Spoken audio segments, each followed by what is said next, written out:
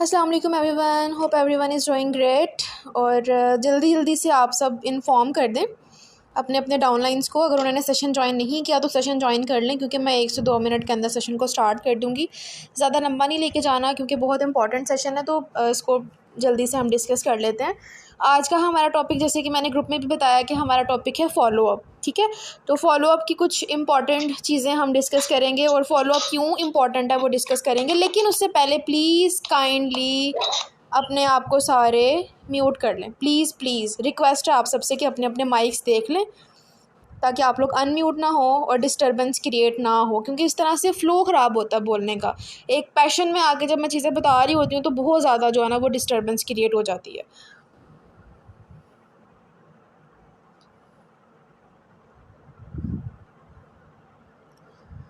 मुझे just 2 minute दें, मैं जल्दी से सेटिंग चेंज कर लूँ, फिर मैं स्टार्ट करती हूँ।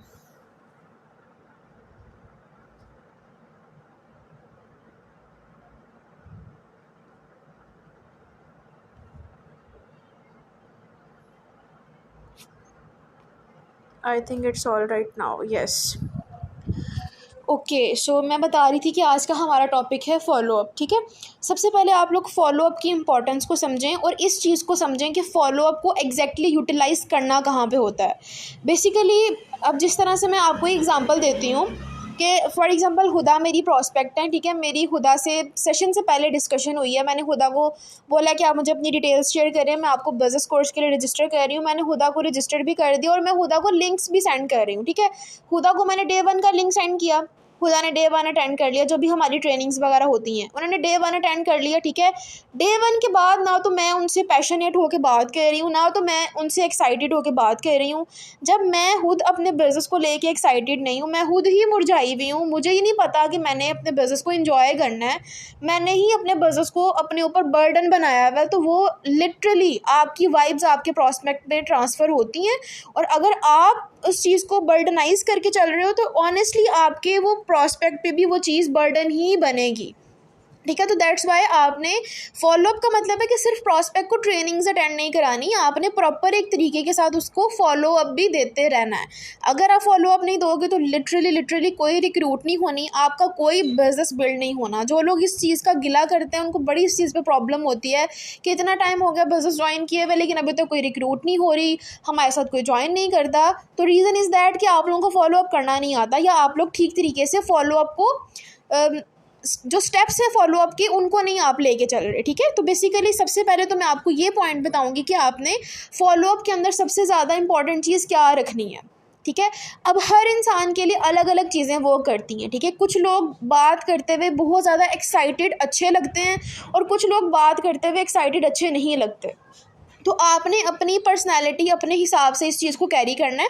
2 तरह की होती हैं चीज़ें कि एक अपने प्रॉस्पेक्ट से एक्साइटेड रह के बात करना और एक नॉन एक्साइटेड रह के बात करना। ठीक है, तो आपने उस चीज़ को प्रॉस्पेक्ट के और अपने हिसाब से इम्प्लीमेंट करना है। अगर आपको एक्साइटेड रह के अच्छे रिजल्ट्स आ रहे हैं तो आपने एक्साइटेड होके ही चलना है अपने प्रॉस्पेक्ट के साथ। लेकिन अगर आपको एक्साइटेड रहे बगैर रिजल्ट्स आ रहे हैं तो फिर आप उसको नॉर्मल लेके चलो चीज़ों को, आप एक्साइटेड ना बनो ज़्यादा। ठीक है, तो कुछ इंपॉर्टेंट पॉइंट्स मैं बताऊंगी, आपने इन पॉइंट्स को नोट डाउन कर लेना है। ये आप समझ लो कि अगर आप इन पॉइंट्स को फॉलो करोगे तो ऐसा हो ही नहीं सकता कि आपकी सेल्स क्लोज ना हो, आपका आपके प्रॉस्पेक्ट से रिलेशनशिप ना बना हो, आपकी चाहे उस मंथ वो पर्सन क्लोज नहीं हो रहा लेकिन वो 1 माह बाद ज्वाइन करे, 2 माह बाद ज्वाइन करे, वो आपके साथ ही बिजनेस ज्वाइन करेगा अगर आप इन फॉलो अप टेक्निक्स को तरीके से फॉलो करोगे तो। ठीक है, तो सबसे हमारा पहला पॉइंट नंबर 1 है रिलेशन बिल्डिंग। अब आप लोग सोच रहे हो कि रिलेशन बिल्डिंग क्या है, कहीं ना कहीं आप इस चीज़ को रियलाइज़ करो। ठीक है, कहते हैं ना कि ये बिज़नेस डुप्लीकेशन का बिज़नेस है, तो डुप्लीकेशन से मुराद ये नहीं होता कि सीसीज को आपने डबल कर देना तो भाई डुप्लीकेशन हो गई, नहीं। डुप्लीकेशन मीन्स कि जो आपकी अपलाइन ने आपके साथ चीज़ें इंप्लीमेंट की हैं सेम एज इट इज़ चीज़ें आपने आगे उनको डुप्लीकेट करना होता है। जो चीज़ें आपका अपलाइन आपको सिखा रहा है वही चीज़ें आपने आगे सिखानी है, और जिस तरीके से आपके अपलाइन ने आपको फॉलो अप दिया था वही आपने फॉलो अप आगे देना है। लेकिन अगर आप उन चीज़ों को ज़्यादा बेहतर तरीके से कर सकते हो तो बहुत अच्छी बात है। आप नई चीज़ों को सीख के खुद को इम्प्रूव करने की ज़्यादा से ज़्यादा कोशिश लाजमी किया करें, ठीक है। अब रिलेशन बिल्डिंग का फ़ायदा क्या होता है कि आप लोग देखो कि अगर आपकी अपलाइन के साथ रिलेशन ना बनता, अच्छा रिलेशनशिप या बॉन्ड ना होता, तो आप कभी भी उनके साथ बिज़नेस ज्वाइन करते ना करते। मैं अगर अपना पर्सनल एक्सपीरियंस बताऊँ तो मुझे बहुत से लोगों ने ट्रेनिंग्स दी, बहुत से लोगों ने मुझे बिज़नेस से इंट्रोड्यूस करवाया, 1 दफ़ा 2 दफ़ा 3 दफ़ा। लेकिन रीज़न इज़ दैट कि मैंने ज़ैनब के साथ ही क्यों ज्वाइन किया, या मैंने ज़ैनब को ही क्यों अपनी अपलाइन चूज़ किया। वो रीज़न ये थी कि मेरा ज़ैनब के साथ बॉन्ड अच्छा था, ठीक है। बिज़नेस से पहले मेरी ज़ैनब के साथ बॉन्डिंग थी, उसके साथ मेरी एक फ्रेंडशिप थी, और वो फ्रेंडशिप ही मुझे बिज़नेस की तरफ भी खींच के लाई है कि अगर मेरी एक फ्रेंड जिसके साथ मेरा अच्छा बॉन्ड है वो बिज़नेस कर रही है तो मुझे भी करना चाहिए, ठीक है। तो पॉजिटिव वे में एक आपके प्रॉस्पेक्ट से बॉन्डिंग होनी चाहिए, रिलेशनशिप बिल्डिंग होनी चाहिए, ठीक है। और वो रिलेशनशिप बिल्डिंग होगी किस तरह से, बहुत सिंपल है। कोई भी मुश्किल चीज़ें जो है ना आपने नहीं करनी, बहुत सादा आपने प्रोसेस को लेके चलना है। सबसे पहले आपने यही काम करना है रिलेशनशिप बिल्डिंग का। वो करना किस तरह से है कि आपने पहले तो इन चीज़ों को कॉम्प्लिकेटेड समझ के अपने ऊपर बर्डनाइज नहीं करना। मैं पहले बता रही हूँ, अगर आप प्रोसेस को एंजॉय करोगे तो काम का मज़ा आएगा और रिजल्ट्स भी आएंगे। लेकिन अगर आप बर्डन समझ के करोगे तो कभी रिजल्ट्स नहीं आने, ना तो आप उस प्रोसेस को एंजॉय करोगे ना ही आपका प्रॉस्पेक्ट। तो रिलेशन बिल्डिंग में बेसिकली होता ये है कि आपने सामने वाले के बारे में जानना होता है और उसको अपने बारे में बताना होता है। इस तरह से होती है रिलेशन बिल्डिंग, ठीक है। अब किस तरह से आप सामने वाले के बारे में जान सकते हो, वो एग्जैक्ट चीज़ें आपको पता नहीं होती हैं, वो मैं बताती हूँ, वो आप नोट डाउन कर लें कि आप उससे कुछ क्वेश्चंस करो। और अब ये रिलेशनशिप बिल्डिंग होगी किस तरह से, आप वॉइस मैसेजेस पे करोगे या फिर कॉल पे करोगे। टेक्सटिंग आपने नहीं करनी, लिटरली अवॉइड करें टेक्सटिंग को, ये बेड़ा गर्क करेगी टेक्सटिंग आपके बिजनेस का। जब आप अपना वॉइस नोट अगले बंदे को सेंड नहीं करे, एक वॉइस नोट और जो कॉल के साथ इंटरेक्शन बनता है वो ऑनेस्टली नहीं बनता ऐसे टेक्सटिंग पे। प्रॉस्पेक्ट बेशक टेक्स्ट करे, आपने नहीं करना, आप वॉइस नोट या फिर कॉल को ही यूज़ किया करें, या तो कॉल पे बात कर लें या वॉइस नोट्स पे बात कर लें, ठीक है।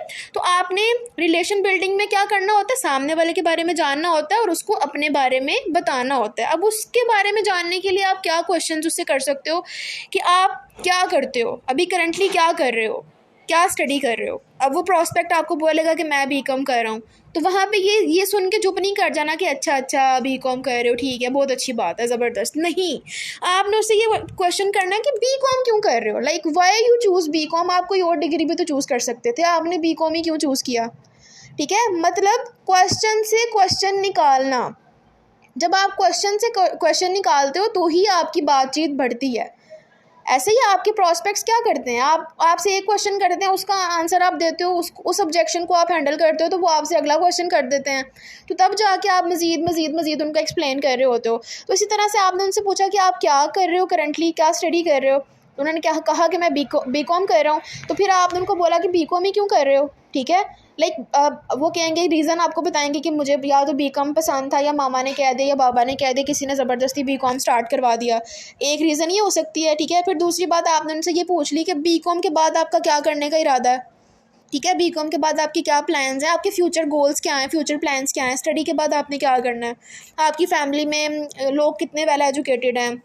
लाइक ये क्वेश्चन कर लिया कि आपके जो फादर हैं वो क्या आपकी फैमिली बैकग्राउंड बिजनेस है या जॉब है, ये क्वेश्चन कर लिया। तो ये जब आप उनसे बातचीत करते हो, डिस्कशन करते हो, उनके बारे में पूछ के अपने बारे में बताते हो, तो वो एक क्या बनता है, वो रिलेशनशिप बनता है। अब मैंने सिर्फ ये नहीं कि उसके बारे में पूछ लिया और अपने बारे में बताया ही ना, यहाँ पे आपने अपने बारे में भी बताना है। अब जिस तरह से मैंने उससे पूछा था कि आप क्या कर रहे हो, तो मैंने अपने बारे में भी बता दिया कि यार मैं तो बिजनेस ज्वाइन करने से पहले एक सिंपल स्टूडेंट ही थी, ठीक है। FSC प्री मेडिकल मैंने किया था, MCAT दिया था, MBBS का शौक था, MBBS नहीं हो सका, और जो भी होता आपके हक में बेहतर होता है। उसके बाद मैं बिजनेस में एंटर हुई, तो मुझे ये चीज़ रियलाइज़ हुई कि अगर मेरे पास MBBS की डिग्री होती भी तो आज मेरे पास जॉब नहीं होनी थी, क्योंकि जो मेरी ये मुझे पता है, मेरे आंखों देखी बात है कि जो मेरी फ्रेंड्स मेरे साथ MBBS कर रही थी उनके पास अभी जॉब नहीं है, वो स्टिल अपने पेरेंट्स के पैसे ही लगवा रही हैं।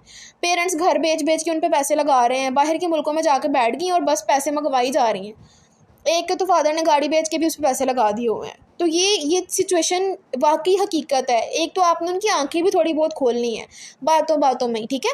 तो मैंने उनको कह दिया कि फिर इस वजह से मैं बिजनेस में अब आ गई हूँ, अल्हम्दुलिल्लाह मैं अब इंडिपेंडेंट हूँ और मैं अब अपने खुद के एक्सपेंस पे स्टडी कंटिन्यू मैंने की है। तो आप अपनी स्टोरी से रिलेट करके उनको बता सकते हो, ठीक है।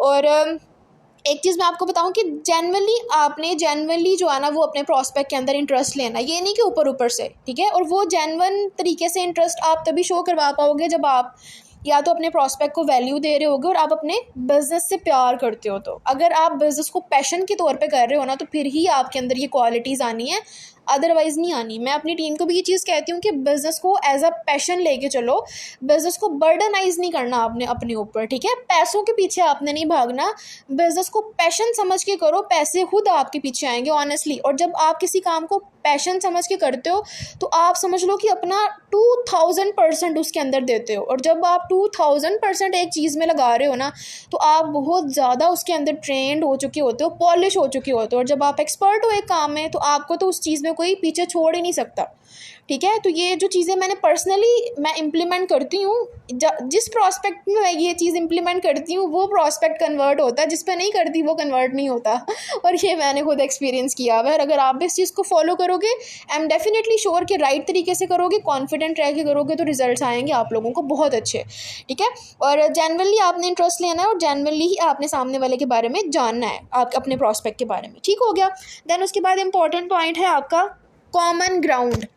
इसको भी नोट डाउन करें कि रिलेशनशिप बिल्डिंग के बाद आता है कॉमन ग्राउंड। अब कॉमन ग्राउंड क्या होता है आपका आपके प्रॉस्पेक्ट के साथ। अब मेरी एक प्रॉस्पेक्ट थी, ठीक है, उन्होंने ना मुझे मैं लिंक सेंड करती थी, मेरे मैसेजेस सीन करना छोड़ दिया था, और फिर अचानक ही 1 महीने बाद आगे मुझे मैसेज कर दिया उन्होंने। तो मुझे ये चीज़ रियलाइज़ हुई कि मुझे ना मैंने कॉमन ग्राउंड फाइंड नहीं किया, दैट्स वाई इस बंदी का ना मेरे से कनेक्शन नहीं बन पा रहा रिलेशनशिप बिल्डिंग के अंदर, ठीक है।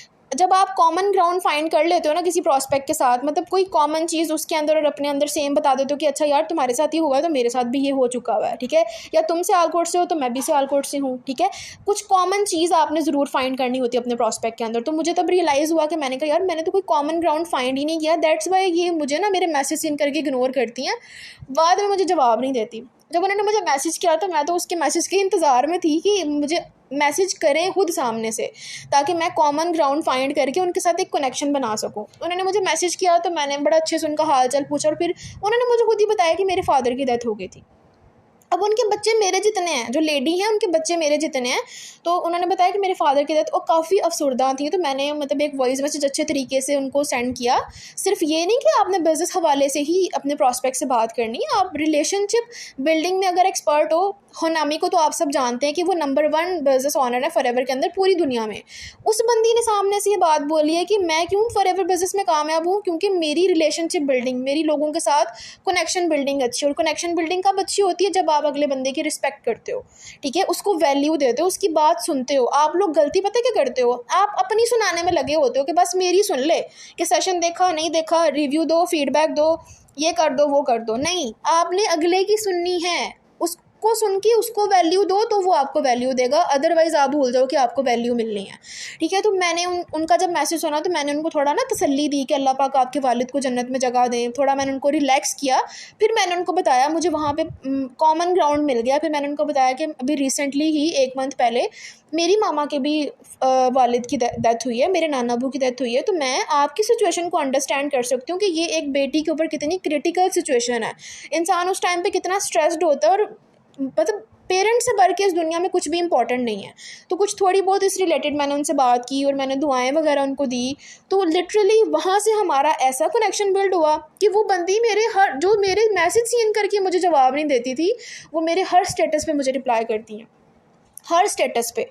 और अब उन्होंने मुझे ये कह भी दिया है, एग्जैक्ट डेट बता दी कि इस डेट को मैं आपको कंफर्म पेमेंट कर दूंगी। ये किस वजह से हुआ, कनेक्शन बिल्डिंग और रिलेशनशिप बिल्डिंग की वजह से। जब आपका रिलेशन ही नहीं अच्छा तो वो बंदा आप पे ट्रस्ट ही क्यों करेगा। सही हो गया, समझ आ गई आपको बात। तो कॉमन ग्राउंड आपने फाइंड करना, चाहे वो कोई भी है, आपकी यूनिवर्सिटी मिलती है या आपका शायद क्या पता कोई जो आपने कोर्स किया है वो आपस में मिलता हो। कॉमन कोई भी चीज़ आप फाइंड कर सकते हो। उस बंदे की सिटी से आपकी कोई फ्रेंड हो सकती है, आप वो बता सकते हो कि आप ही की सिटी से मेरी फ्रेंड है, वो बड़ी अच्छी है, कॉम्प्लीमेंट दे दिया करो ना आप लोग।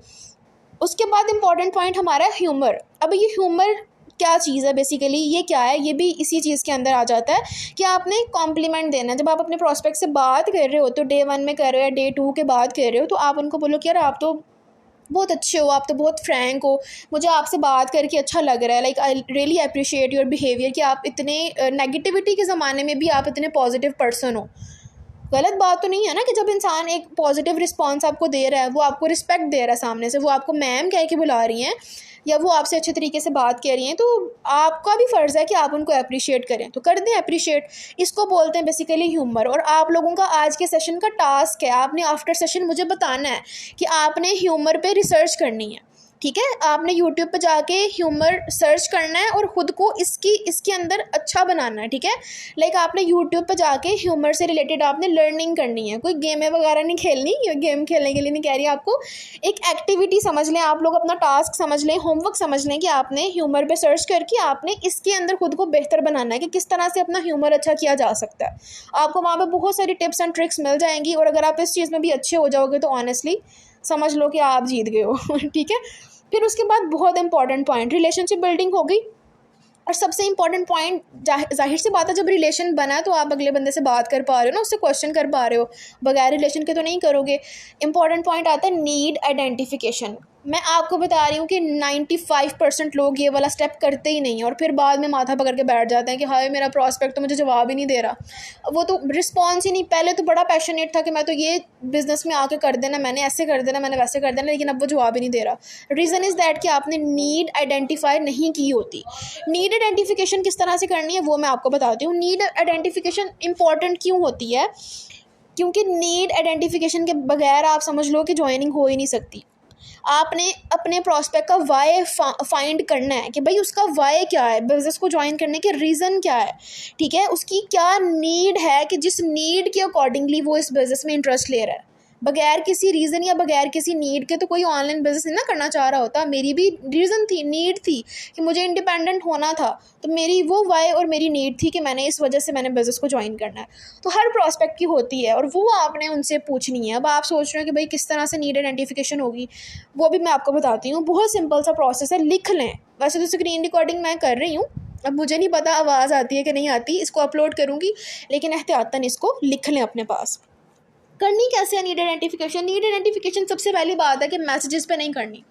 डे 2 के बाद आपने अपने प्रॉस्पेक्ट को कॉल करनी है, ठीक है। डे 2 का लिंक भेजने से पहले ही आपने, जब डे 1 का होमवर्क आपको सबमिट करवाएं, आपका प्रॉस्पेक्ट लिख लें अपने पास कि जब प्रॉस्पेक्ट डे 1 का होमवर्क सबमिट करवाएगा उस टाइम पे आपने उससे कहना है कि डे 2 के सेशन के बाद मैं आपसे कॉल पे बात करूँगी, कुछ चीज़ें आपसे डिस्कस करनी है और कुछ चीज़ें आपको बतानी है।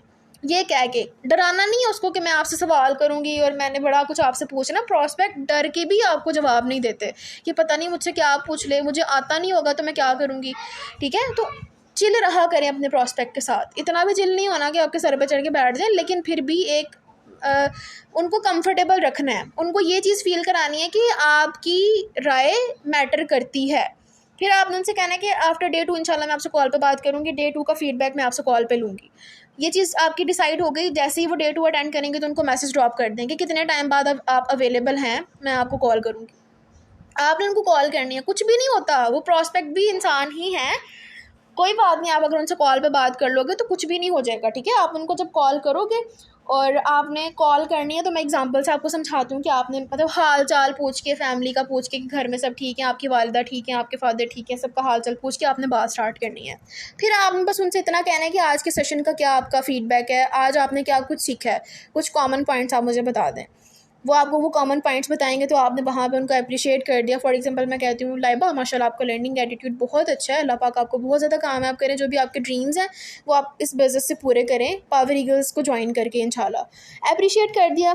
फिर अब आपने उनसे कहना है कि अच्छा लाइबा, कुछ थोड़ी बहुत चीज़ें डिस्कस करके उनको कहना है कि अच्छा लाइबा एक आपसे एक क्वेश्चन करूँ, या आप उनको कह लें कि लाइबा फॉर एग्ज़ाम्पल मैं आपसे एक क्वेश्चन करती हूँ कि फॉर एग्जांपल अगर आपकी 50 लाख की लॉटरी निकल आती है, ये नीड आइडेंटिफिकेशन का तरीका है, इसको लिख लें। कि आपने उनसे पूछा कि अच्छा लाइबा फॉर एग्जांपल आपकी 50 लाख की लॉटरी निकल आती है, ठीक है, तो आपके पास 50 लाख होगा, आप उन 50 लाख को कहाँ पे खर्च करेंगी और आपके पास खर्च करने के लिए सिर्फ 1 घंटा है। क्या कहा कि आपकी फॉर एग्जांपल 50 लाख की लॉटरी निकल आती है, ठीक है, और वो आपके पास अब 50 लाख रुपए आ गए हैं, लेकिन उस 50 लाख को खर्च करने के लिए आपके पास 1 घंटा है। अब आप 1 घंटे के अंदर अंदर वो 50 लाख कहाँ पे खर्च करोगे, आप क्या क्या करोगे उस 50 लाख से, ठीक है। तो शायद आपकी प्रॉस्पेक्ट स्माइल दें, कुछ भी करें, वो सिचुएशन आपने खुद हैंडल करनी है। इतने छोटे छोटे काम तो कर लिया करें ना, या वो भी मैं करके दूंगी। आप इतनी छोटी छोटी सिचुएशन हैंडल कर लिया करें। अगर वो हंस देती हैं तो वो कहती हैं क्या मतलब, तो उनको समझाना है, दोबारा से बताना है कि अगर आपकी लॉटरी निकल आती है, फ़र्ज़ करें 50 लाख की, तो आपके पास 50 लाख होंगे, तो उसको अगर आपने 1 घंटे में, आपके पास 1 घंटे का टाइम है, आपने 1 घंटे में उस 50 लाख को खर्च करना है, तो आप कहाँ पे खर्च करेंगी, सबसे पहले आप क्या क्या करेंगी। तो जो वो सबसे पहले चीज़ें बताएंगी ना, वो आप समझ लें कि वो उनका ड्रीम है, वो चीज़ें उनकी लाइफ में नहीं है और वो वही अचीव करना चाहती हैं, वो उनकी नीड है। तो वो आपने नीड अपने पास लिख लेनी है, अपने प्रॉस्पेक्ट की नीड आपने लिख लेनी है। क्या होगी, नीड आइडेंटिफिकेशन होगी। ठीक है, नॉर्मली आइडियाज़ आपने उनको दे के उनकी नीड आइडेंटिफाई कर ली। नीड आइडेंटिफाई जब होगी तो आप समझ लो कि आपकी 80% क्लोजिंग हो गई। नीड आइडेंटिफिकेशन इतना बड़ा स्टेप है कि आपकी 80% क्लोजिंग इसके अंदर आ जाती है, कि अगर आपके पास अगले बंदे की नीड है ना, तो आप आराम से क्लोजिंग कर सकते हो। फिर सबसे और मोस्ट इंपॉर्टेंट पॉइंट आप कह सकते हैं रियलिटी चेक। अब आपने कॉल पे ही उनको रियलिटी चेक देना है। आप बेशक कॉल ज़्यादा लंबी ना करो, शॉर्ट गुफ्तगू करो, 15 मिनट के अंदर अंदर ये चीज़ें कवर हो सकती हैं। अब रियलिटी चेक में आपने उनको क्या कहना है, आपने उनको बताना है कि देखो पाकिस्तान में कितने लोगों के पास डिग्री है, कितने सारे लोग पाकिस्तान में जॉब कर रहे हैं, सॉरी पाकिस्तान में कितने लोगों के पास डिग्री है। एक सेकेंड, जस्ट एक सेकेंड, सॉरी बाबा आ गए थे। अच्छा, आपने रियलिटी चेक देते हुए जो बात करनी है वो जैसे ही एंटर हुए मेरा माइंड डाइवर्ट हो गया, तो मुझे अपनी लाइन ही भूल गई। अब मैं दोबारा से बताती हूँ कि रियलिटी चेक किस तरह से देना है आपने। ठीक है, आपने उनको बताया कि देखो लाइबा, पाकिस्तान में कितने लोग हैं जिनके पास डिग्री है लेकिन जॉब नहीं है, डिग्री होने के बावजूद भी जॉब नहीं है। ठीक है, तो ये क्या है, ये आप उनको रियलिटी दिखा रहे हो। अब रियलिटी दिखाना क्यों ज़रूरी है, क्योंकि बहुत से लोगों को इस रियलिटी की अवेयरनेस नहीं होती है कि भाई उनको ये इसी खुशी में होते हैं कि हम जॉब डिग्री ले रहे हैं, वो डिग्री लेने के बाद हमें जॉब मिल जाएगी। तो थोड़ी सी एग्जांपल्स भी दे दी, जिस तरह से अब मेरी फैमिली में हैं कुछ एग्जांपल्स कि मैं इतना पढ़ी लिखी नहीं हूँ, सेकेंड ईयर क्या एजुकेशन होती है, तो मैंने जस्ट सेकेंड ईयर की और मैं अल्हम्दुलिल्लाह इतना अच्छा अर्न कर रही हूँ। लेकिन मेरी फैमिली में बहुत से लोग हैं, अच्छी अच्छी डिग्रीज़ हैं उनके पास, पीएचडी होल्डर्स भी हैं जो कि जॉबलेस हैं, उनके पास जॉब नहीं है, इतने इतने उन्होंने कोर्सेज़ भी किए हैं लेकिन जॉब नहीं है उनके पास। तो आप अपनी फैमिली से रिलेट करके एग्जांपल उनको दे सकते हो। एग्जांपल देनी ज़रूर है कि इस तरह से है, तो आपका इस बारे में क्या ख्याल है, तो फिर वो इस चीज़ पे एग्री करेंगी कि वाकई हमारे मुल्क के हालात ठीक नहीं हैं और डिग्री लेने के बाद भी जॉब्स नहीं मिलती हैं। ठीक है, ये आपने रियलिटी चेक भी दे दिया, उनको रियलिटी भी दिखा दी। क्योंकि यही रीज़न्स होती हैं ना कि या तो आप उस बंदे को अपनी नीड खुद ही पता नहीं होती, तो नीड आइडेंटिफाई करने का मकसद और कुछ नहीं है, हम अगले बंदे के फ़ायदे के लिए ही ये सारी चीज़ें कर रहे हैं, हमारा उसमें कोई गलत इसमें मकसद नहीं है। नीड आइडेंटिफाई भी उस पर्सन के फ़ायदे के लिए कर रहे हैं, क्योंकि कुछ लोगों को अपनी नीड भी नहीं पता होती, उनको ये भी नहीं पता होता कि हमने अपने पेरेंट्स के लिए भी कुछ करना है, हमारे पेरेंट्स को हमसे कितनी उम्मीदें हैं, तो उन्हीं के फ़ायदे के लिए हमने ये करना है। रियलिटी चेक भी कुछ लोगों के पास नहीं होता, तो वो भी आपने लाजमी उनको रियलिटी चेक भी दे दिया। अब बहुत मज़े का और सबसे लास्ट पॉइंट है प्री इम्यून। आपने उनको प्री इम्यून लाजमी करवाना है। अब आप सोचोगे कि प्री इम्यून क्या है, तो प्री इम्यून का मतलब ये होता है कि देखो जब आपने उनको बिजनेस बताया है ना, आपने उनको बिजनेस बताया, तो लोगों की ये नेचर है कि उनके ना पेट में बात रुकती नहीं है, तो वो किसी ना किसी से डिस्कस ज़रूर करेंगे कि ये ना पावर ईगल्स के नाम से एक प्लेटफॉर्म है, मैंने एक दिन की ट्रेनिंग ले ली है, अभी मेरी दूसरे दिन की ट्रेनिंग आज है, अभी तीसरी होनी है, तो मैं ना मुझे बड़ा पसंद आ रहा है ये काम। तो वो क्या होगा कि किसी ना किसी से जब वो डिस्कस करेगा तो लोग उसको कर देंगे नेगेटिव, क्योंकि दुनिया है ही नेगेटिव।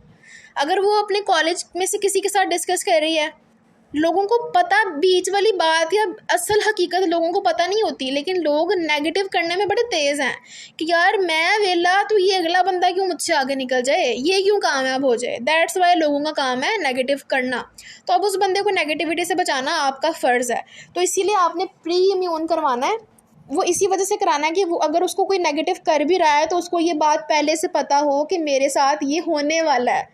क्योंकि जब एक बंदे के साथ अचानक जो चीज़ होती है ना, वो उसके लिए ज़्यादा सदमे वाली होती है और वो उसके दिमाग पे ज़्यादा असर करती है। अब प्री इम्यून को सादा लफ्ज़ों में यही कहेंगे कि आपने उसको पहले से जो उसके साथ होना है ना, जिन जिन लोगों ने उसको नेगेटिव करना है, आपने उसको पहले से ही बता देना है। सेकेंड डे की कॉल के बाद पहले से ही बता दो कि आपके साथ ये चीज़ें होनी है। और वो बतानी किस तरह से है, फॉर एग्जांपल आपने अपनी एग्जांपल देनी है, क्योंकि जब आप खुद से रिलेट करके बताते हो तो वो चीज़ें सुपर्ब वर्क करती हैं। अपनी एग्जांपल आपने कैसे दी, अब मैं कहती हूँ खुदा जब मैंने ये बिज़नेस स्टार्ट किया था ना, मैंने उस टाइम पे 6 दिन की ट्रेनिंग्स ली थी। वाकई मैंने 6 दिन की ट्रेनिंग्स ली थी। मेरे पास स्टेबल इंटरनेट भी नहीं था, सर्दियों में छत पे जाके मैं ट्रेनिंग्स लेती थी, इतनी सर्दी में। और 6 दिन के बाद जब मुझे पता चला कि मतलब ये बिज़नेस इस तरह से स्टार्टअप होगा, ठीक है, और ट्रेनिंग्स के कंटिन्यू जब ट्रेनिंग्स थी तो मैंने उस टाइम पे अपने फ़ादर को बताया इस बिज़नेस के बारे में, अपनी मदर को बताया, अपने फ्रेंड्स को बताया। तो मेरे फ्रेंड्स ने मेरी लेग पुलिंग की, मेरा मजाक बनाया। और इवन मेरे पेरेंट्स ने भी मुझे ये चीज़ बोली कि ये ऑनलाइन कुछ भी नहीं होता, अगर ऐसा होता तो सारे लोग ही आजकल ऑनलाइन कर रहे होते। तो सब ने मुझे नेगेटिव किया, सब ने मुझे यही कहा कि ये काम नहीं चलते, इस तरह से कुछ भी नहीं होता, ऑनलाइन बिजनेस नहीं चलते, सब ने मुझे नेगेटिव किया। लेकिन मैंने सेशंस लिए हुए थे, मुझे पता था कि नहीं, अगर ये स्कैम हो तो इतने प्रोफेशनल स्कैम नहीं होते।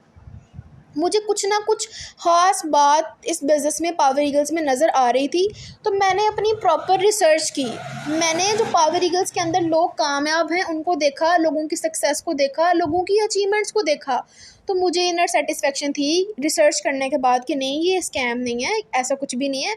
और वैसे भी ज़िंदगी में इतना बड़ा रिस्क ले लिया, 20 लाख डिग्री पे लगा दिया है, तो ये छोटा सा रिस्क भी ले लेती हूँ। तो मैंने तब जाके ये रिस्क लिया कि खैर है, ज़िंदगी में इतने रिस्क लिए हैं डिग्री के पीछे अपना फ्यूचर दाव पे लगा दिया है, तो क्यों ना ये रिस्क भी लेके देख लिया जाए।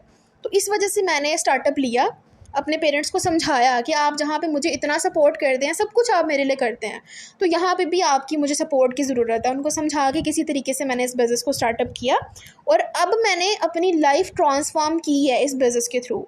तो मैं तो वाकई में हकीकत बताती हूँ कि मैं तो कुछ भी नहीं थी इस बिज़नेस में आने से पहले। मुझे तो सोशल मीडिया का ही नहीं पता था, इंस्टाग्राम क्या चीज़ होती है, स्नैपचैट क्या चीज़ होती है, कुछ भी नहीं पता था। मैं बड़ी अजीब ही दुनिया में रहती थी, क्योंकि मैं समझ लो कि कुछ सोशल सर्कल मेरा था ही नहीं, कुछ भी नहीं पता था। तो मैं यही चीज़ें उनको बताती हूँ। आप अपनी स्टोरी, मेरी स्टोरी अलग है, हर किसी की स्टोरी अलग होती है, तो आप अपनी स्टोरी से रिलेट करके बताओ उनको कि ऐसे ऐसे आपके साथ सिचुएशन थी और अब आप मंथली इतनी इनकम जनरेट कर रहे हो, अब आप इतना अर्न कर रहे हो।